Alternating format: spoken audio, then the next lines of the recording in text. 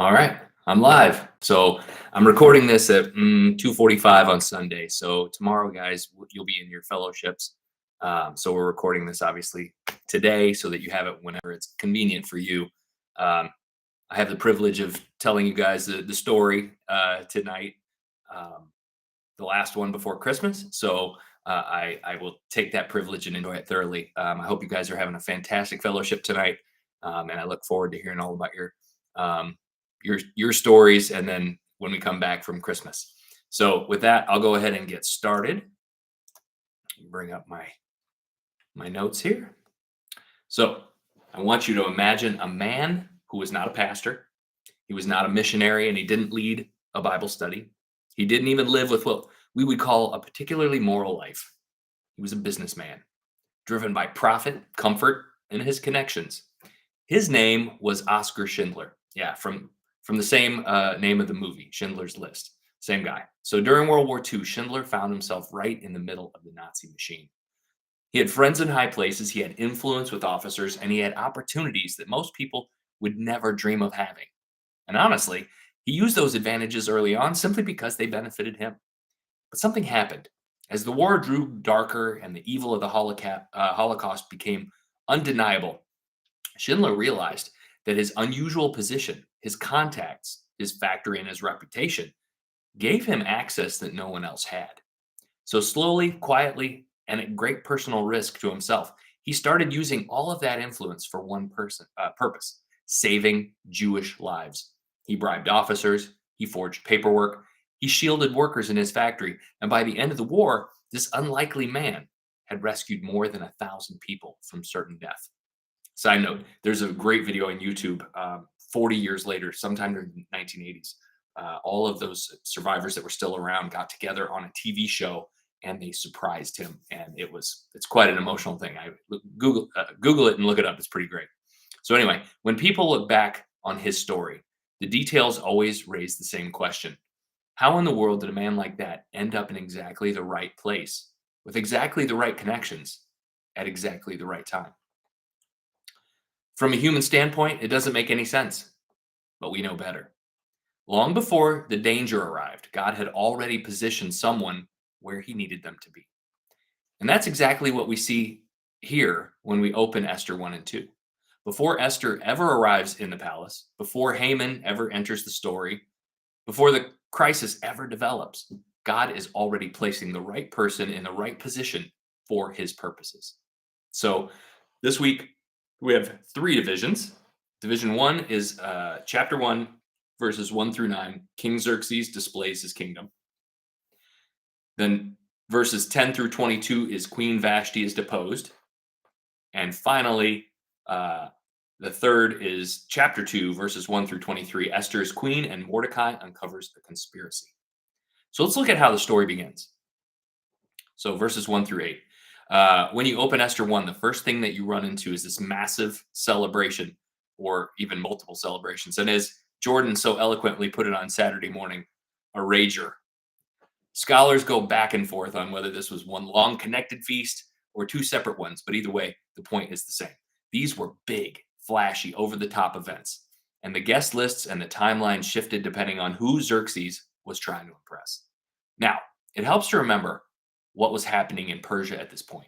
Xerxes is ruling an empire that's beginning to show cracks, slowly declining in power, a decline that will eventually end with Alexander the Great sweeping through in 333 BC.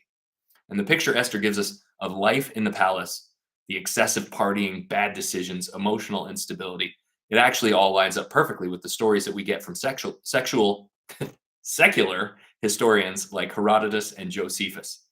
Basically, we see wild parties and wild mood swings, not completely unlike our country at the moment. So Esther 1, 1 through 4. Now stand I.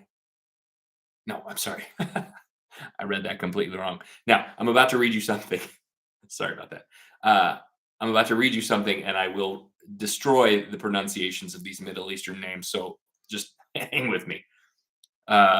Chapter 1, verse 1. This is what happened during the time of Xerxes, or as some other versions say, now in the days of Ahasuerus. Ahasuerus is the Hebrew form of the Persian, buckle up for this one, Kshayarsha, Kayasharsha, which the Greeks then rendered into the name Xerxes. So you'll see these different names depending on what you're reading, and they are all referring to Xerxes the first. So uh, Xerxes, who ruled over 127 provinces stretching from India to Kush. At that time, King Xerxes resigned from his royal throne in the citadel of Susa, and in the third year of his reign, he gave a banquet for all his nobles and officials. The military leaders of Persia and Media, the princes, and the nobles of the provinces were present. Verse 1 starts like a classic story opener. Here's what happened. And then we meet Xerxes, this king who's inherited the largest empire the world had ever seen up to that point. The Persian Empire stretched from modern day Pakistan and India all the way across to Ethiopia and Africa. His predecessors had expanded it like crazy. Cambyses conquered Egypt. Darius, who was Xerxes' father, pushed all the way to the Indus Valley. And by the time Xerxes takes the throne, he's running a huge machine. There are 127 provinces, and Susa is the capital. So verse 4 says, for a full 180 days, he displayed the vast wealth of his kingdom and the splendor and glory of his majesty. And when these days were over, the king gave a banquet lasting 7 days in the enclosed garden of the king's palace for all the people from the least to the greatest who were in the citadel of Susa. The garden had hangings of white and blue linen fastened with cords of white linen and purple material to silver rings on marble pillars. There were couches of gold and silver on a mosaic pavement of porphyry, marble, mother of pearl, and other costly stones. Wine was served in goblets of gold, each one different from the other, and the royal wine was abundant in keeping with the king's liberality. By the king's command, each guest was allowed to drink with no restrictions, for the king instructed all the wine stewards to serve each man what he wished, the ultimate open bar. So why this huge feast for the nobles? Most likely, it was tied to war planning. Xerxes wanted to finish what his father couldn't, which was to invade Greece. The planning took years, and this big celebration in his third year was probably the grand finale of all those military strategy sessions. And it wasn't a humble gathering at all by any means. It was meant to impress these people, to intimidate these people, and to show the might and wealth of his Persian empire. So then we move into 5 through 8. And after the big strategy meetings wrapped up, Xerxes threw another celebration, and this one for the general population around the palace. And this wasn't just any banquet. In Persian culture, a banquet usually meant a drinking party, and they were famous for those. This one lasted a week and took place in the king's garden at the palace. And the description in the text is made to wow you. Bright colored curtains, gold couches, fancy stone inlaid floors, unique goblets for the guests, and unlimited wine. In other words, Xerxes wanted everyone from nobles to everyday citizens to know just how wealthy he was. And that leads us to our first principle, which is earthly power and wealth are temporary and insignificant compared to God's worth and sovereignty. Earthly power and wealth are temporary and insignificant compared to God's worth and sovereignty.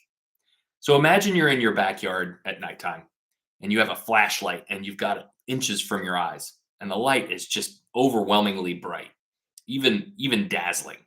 And because it's so close, it blocks your view of the night sky.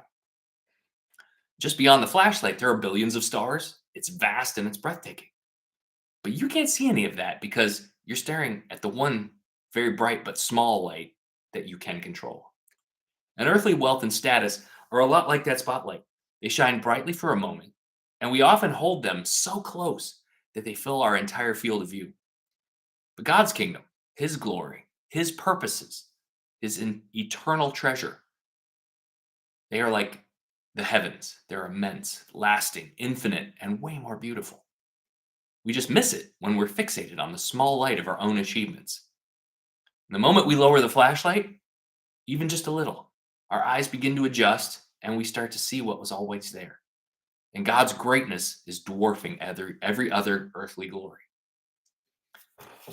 So how might the pursuit of earthly riches and status in your own life be distracting you from seeing God's eternal treasures? So then we move to verse 9. Then, almost as a footnote, we're told that Queen Vashti was hosting her own banquet for the women of the palace. And we don't get details, but the idea is simple.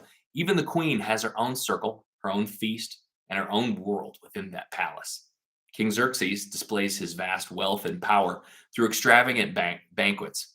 How might the pursuit of earthly riches and status in your own life be distracting you from seeking the eternal treasures of God's kingdom? And what steps could you take today to realign your own heart toward humility and dependence on Him? Verse 10. On the seventh day, when King Xerxes was in the high spirits from wine, he commanded the 7 eunuchs who served him, Mehuman, Bitha, Harbana, Bigtha, Abagtha, Zethar, and Carcass. That's a fun one. It starts with a K, but it sounds like carcass. To bring before him Queen Vashti, wearing her royal crown in order to display her beauty to the people and the nobles. For she was lovely to look at, but when the attendants delivered the king's command, Queen Vashti refused to come. Then the king became furious and he burned with anger. We're not told exactly why Vashti refused the king's command, but the king's motives are pretty obvious. He wanted to show her off to impress a crowd of men who were almost certainly drunk. Vashti likely wasn't trying to start some rebellion. She was likely trying to avoid being humiliated. She simply didn't want to be paraded around like an object for everyone's entertainment. Probably. So she refuses. And who can blame her? So verses 13 through 15. What's interesting is that even with all this wealth and power, Xerxes suddenly runs into something that he can't control. Someone has told him no. And he reacts like a little child. He's furious and he pouts and he completely becomes self-focused. Now remember, being an advisor of the Persian king was a dangerous career. His father was known for killing his advisors who upset him. So when Xerxes asks his counselors what to do, even though he should have known his own laws, they have to answer very carefully. And throughout the book, he's portrayed as someone who doesn't really make his own decisions. Memucan speaks up for the group, and he gives the longest speech of the chapter. But instead of addressing the king's personal embarrassment, he turns it into a national crisis. He claims Vashti's refusal will cause women everywhere to disrespect their husbands, and that the entire empire is now at risk of falling apart. In a room full of men, this exaggerated logic probably sounded pretty convincing. And it was clever. It was a clever move on his part. It shifted the focus off of the king's hurt pride, which kept him safe, and it made it about protecting all the men. So verses 19 through 22. So the decision is made. Vashti is removed as queen. She's banned from ever seeing the king again, and a decree is sent out across the empire to supposedly prevent any husbands from being humiliated the way the poor king was. And this sets the stage for a new queen, opening the door for Esther to enter the story. And the decree goes out using Persia's impressive communication system, sealed as law that cannot be reversed. And when you step back and you look at the chapter, it feels kind of surreal. Everything is super over the top, the endless drinking, the king's overreaction, the exaggerated fear of rebellion. And it makes you wonder, is this what happens when pride, arrogance, and drunkenness take over? The anger of Xerxes burned hot, and his advisors quickly turned a personal offense into a kingdom-wide law rooted in fear and control. And that leads us to principle number 2. God's kingdom contrasts human pride, ruling with humility, self-giving love, and patient mercy, not domination. It's a really long principle, and I'll make sure that it's both on mybsf.com as well as the notes of the YouTube here. But I'll read it again to you. God's kingdom contrasts human pride, ruling with humility, self-giving love, and patient mercy, not domination. Napoleon once ruled most of Europe through sheer force and control. Yet near the end of his life, exiled and powerless, he admitted the emptiness of that kind of a kingdom. And he said this, quote, this is a quote that we found appears to be true. Alexander, Caesar, and Charlemagne and I founded empires. But on what did we rest the creations of our genius? Force upon force. Jesus Christ founded his empire upon love, and at this hour, millions would die for him, unquote. Napoleon realized what Esther chapter 1 shows us, that human pride builds shaky empires, but Christ builds an eternal kingdom through humility and love. Napoleon realized that every human empire no matter how strong, ultimately collapses because it's built on pride and domination. But Jesus' kingdom, built on humility and self giving love, keeps growing. One kingdom rises by grasping for power, and the other by laying power down. One rules by fear, and the other through sacrificial love. Xerxes in Esther 1 looks a lot like Napoleon, or maybe Napoleon looks a lot like Xerxes. They reacted out of pride, insecurity, and a need to control. But God's kingdom looks like Jesus, confident, humble, patient, and willing to serve. Which kingdom are you building with your words, your reactions, and your relationships? When is your wounded pride turned into harsh, stubborn demands or attempts to control other people? And we moved into chapter 2. And it starts with, later, when King Xerxes' fury had subsided, he remembered Vashti and what he had done and what he had decreed about her. Then the king's personal attendants proposed, let a search be made for beautiful young virgins for the king. Let the king appoint commissioners in every province of the realm, of his realm, to bring all these beautiful young women into the harem at the citadel of Susa. Let them be placed under the care of Haggai, the king's eunuch, who is in charge of the women, and let beautiful beauty treatments be given to them. Then let the young women who please the king be queen instead of Vashti. This advice appealed to the king, and he followed it. It sounds like a crazy episode of The Bachelor to me. And don't judge me. My wife and I sometimes watch The Bachelor. But it's important to know with what I'm about to tell you is that at the end of every episode, they make a call for people who would want to be on future episodes. So it's like, if you'd like to be on an episode of The Bachelor, blah, blah, blah, blah, blah. So I went out and I used, I had an idea. Maybe you'll like it, maybe you won't. But I used AI and I told it I wanted to write a Bachelor ending calling for new contestants based on the Persian Empire of Esther chapter 1 and 2. This is what it came up with. I hope you enjoy. Are you a young woman of stunning beauty living anywhere in the Persian Empire?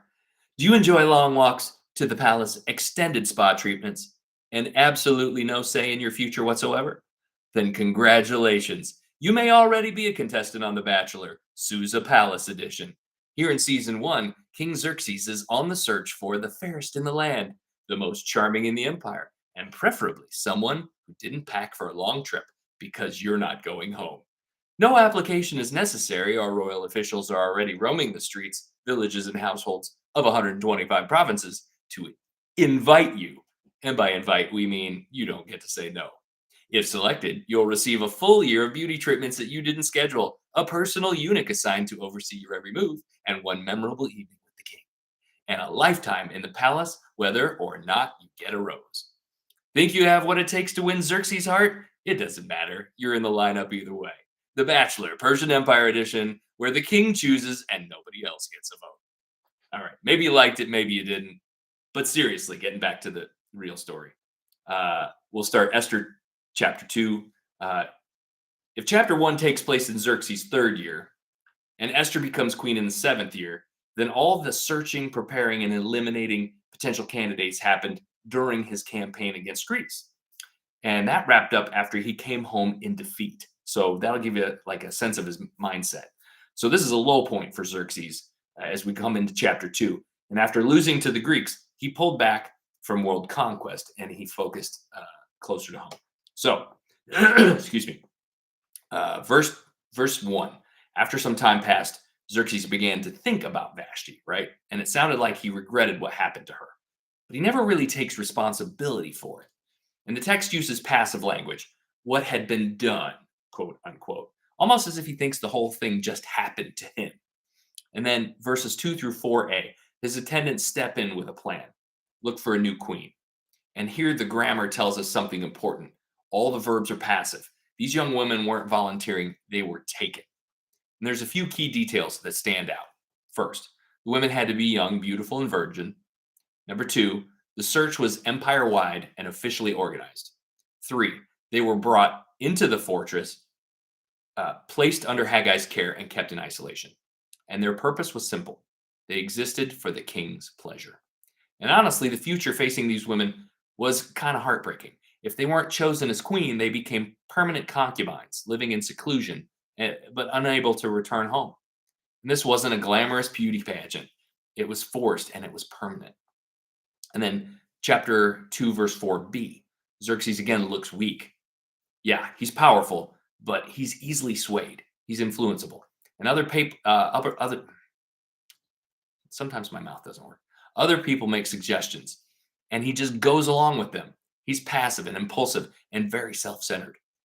And then verses 5 through 7, the scene shifts away from the palace, and we're introduced to one of the main characters, Mordecai. And his name likely connects to the Babylonian deity Marduk.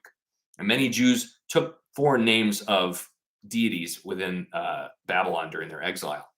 And while we learn that he's a Jewish exile from the tribe of Benjamin, and he's also descended from Kish. And that detail will matter later when we learn about Haman in future chapters. So Mordecai worked in or near the citadel and probably held some type of government position. And he was also raising his cousin, Esther, as his own daughter. So verses 8 through 9, Esther, like Mordecai, had a Persian name, likely linked to Ishtar, Ishtar, a Babylonian goddess. And it also mentions her Hebrew name, Hadassah. And again, notice the language. She was taken. Esther did not choose this life. It was forced upon her. And once in the harem, she quickly gained the favor of Haggai, the official in charge. And interestingly, Esther doesn't refuse the non-kosher food, unlike Daniel did. And we don't know why. Maybe to keep her Jewish identity hidden. Maybe she just had no choice. The text doesn't explain. Personally, I'm thinking she's a woman, and that's a different situation than Daniel. But we don't know for sure. Verses 10 through 11, Mordecai told Esther not to reveal her Jewish identity, and she honored that. Marrying a pagan king was not something she sought. It was unavoidable. Mordecai simply wanted to protect what remained of her Jewish heritage in a world that often despised her people. His concern for her showed up in that he regularly checked on her. And he had enough political status to move around the palace area and watch over her situation the best he could. And then we verses 12 through 18. It's interesting. Esther herself doesn't even show up in the story until verse 15 of chapter 2, and she doesn't even say a word until chapter 4. But even without speaking, her actions move the story forward. The process of choosing a queen was honestly pretty shocking. Each young woman spent an entire year preparing with beauty treatments before she had her one night with the king. And when her turn came, she could bring anything she wanted that she thought might impress the king. But after that night, unless she was chosen as queen, she wouldn't go back to her normal life. She became part of the king's harem, living as a concubine, basically kept for his pleasure, with no real status and no way to return home. So when it's Esther's turn, she simply follows Haggai's advice, the official who had been looking out for her since she arrived. The writer again reminds us that she's Mordecai's cousin, probably just to keep her identity clear in the story. And then it happens in the 7th year of Xerxes' reign, somewhere around 479 or 478 BC. Esther is chosen to be queen of the Persian Empire. And how does Xerxes celebrate? You guessed it, another banquet, of course. At this point, it feels like throwing parties is the one of his main leadership strategies. He's like, I'm good at parties. That's how I'm going to celebrate everything. So a few points here. Nothing in this chapter looks at all spiritual. It's a very morally dark environment. There's abuse of power, forced conscriptions of women, political manipulation, and a king driven by his impulses. Esther doesn't choose her circumstances. She's taken. God is moving, though, even though events that seem entirely political and secular are happening. Mordecai and Esther appear powerless, but God is quietly arranging their steps so that in time they will be exactly where he wants them for the saving of his people. The surface of the story looks like human rulers are completely in control, but there's a deeper truth, and it's this. While human leaders chase beauty, power, and control, God is arranging history for redemption. As we get to the end of the chapter, we see a story that actually takes place sometime after Esther becomes queen. And because she's already in the position where she can go directly to King Xerxes and report an assassination plot, this little episode turns into a huge part of how God preserves his people later on.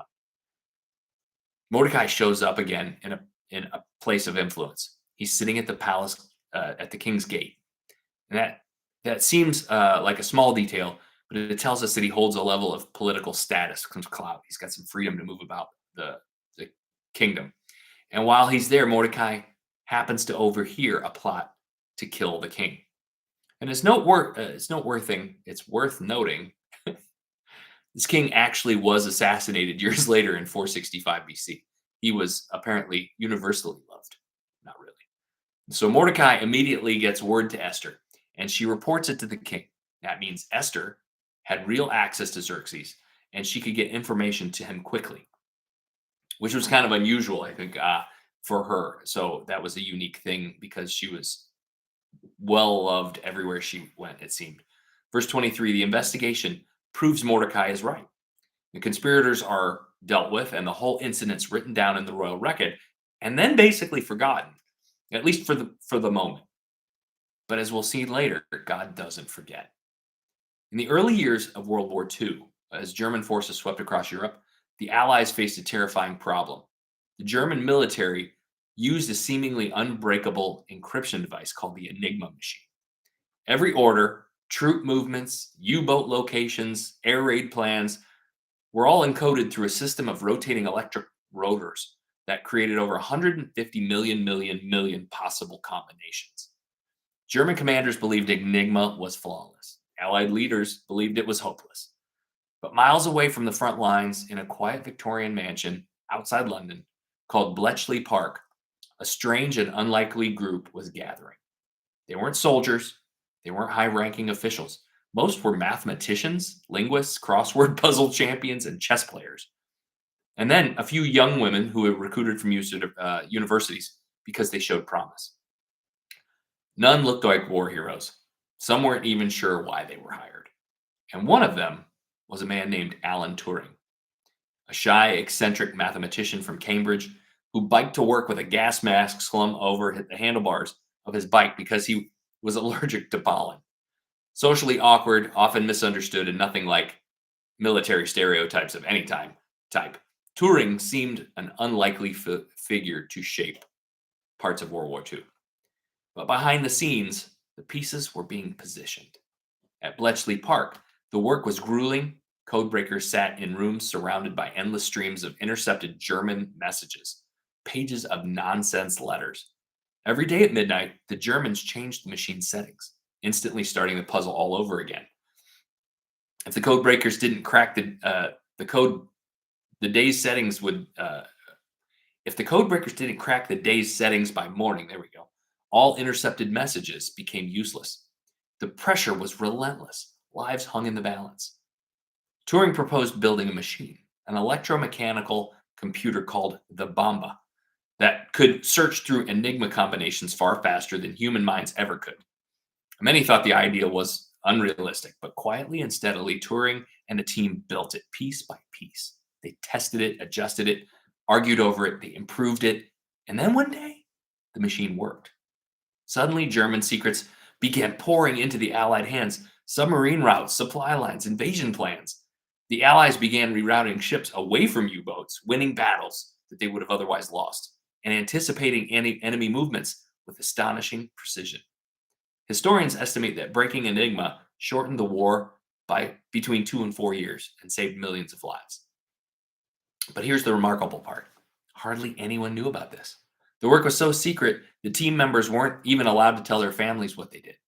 Many went back to their ordinary jobs after the war, never receiving applause, medals, no recognition. Their contributions remained hidden for decades, yet their hidden roles changed the course of history. Like the codebreakers at Bletchley Park, Esther and Mordecai were placed quietly, strategically, and seemingly insignificantly. No fanfare, no miracles, no dramatic signs. Just ordinary people in ordinary places who were positioned by an extraordinary God. What looked small at the time would later save an entire nation. Just because you don't see the significance of where God has placed you doesn't mean there isn't one. God often writes his greatest victories in hidden places. That leads us to principle number 3. God strategically places his people to accomplish his purposes. God strategically places his people to accomplish his purposes. God is quietly at work behind the scenes, positioning ordinary people in unlikely places to accomplish his purposes, even when the circumstances seem unjust, chaotic, or completely controlled by human power. Where in your life do you feel powerless or overlooked? And when do you feel like those code breakers working in anonymity in a mansion in the countryside, hundreds of miles from the front lines? What if God's quietly arranging life's, call it chessboard, so you're exactly where he wants you, right on schedule, even if it feels insignificant to you now? How might God be quietly positioning you where you are for his purposes? And will you trust him instead of resenting your circumstances? As we step back from Esther's story, I want to remember where we began with Oscar Schindler. History remembers him as a man who, almost without realizing it, was being positioned long before he ever understood why. His factory, his connections, his influence all seemed ordinary, even self-serving at first. But when the moment of crisis came, it became clear. God had placed him exactly where he needed to be to accomplish something far bigger than himself. And that's the thread that runs straight through Esther's life as well. A young Jewish woman living in a foreign land, chosen for a role she never asked for, placed in a place she never planned to go.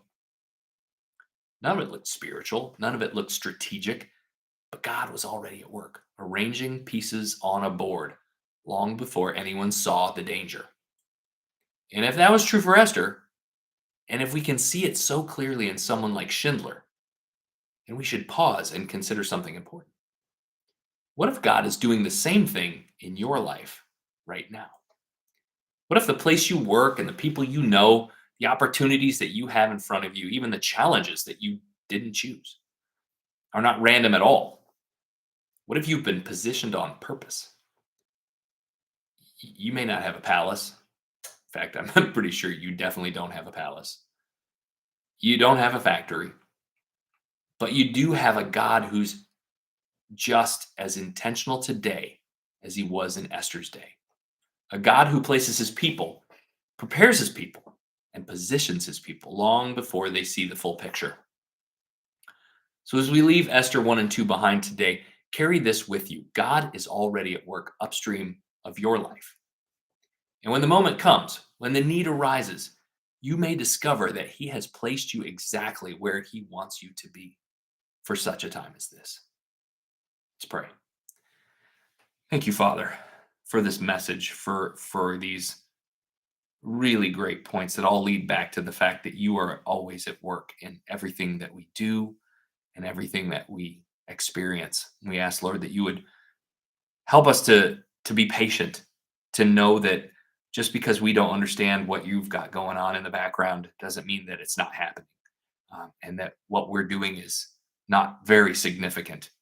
I just ask that you would bless these guys as they go not only today, but into their Christmas vacation or their break from BSF, and just keep that in their mind, Lord, that you are working in the background, behind the scenes, to put them where you want them to do the work you want them to do, Lord. Give them confidence in you. We thank you for this message. We thank you for these men and ask that you would bless each and every one of them. Yeah, thank you, Lord. And thank you, guys. In Jesus' name, amen. Thank you, guys. And I ask that you guys would have just a really good break. And we look forward to seeing you back here in January. Have a good week.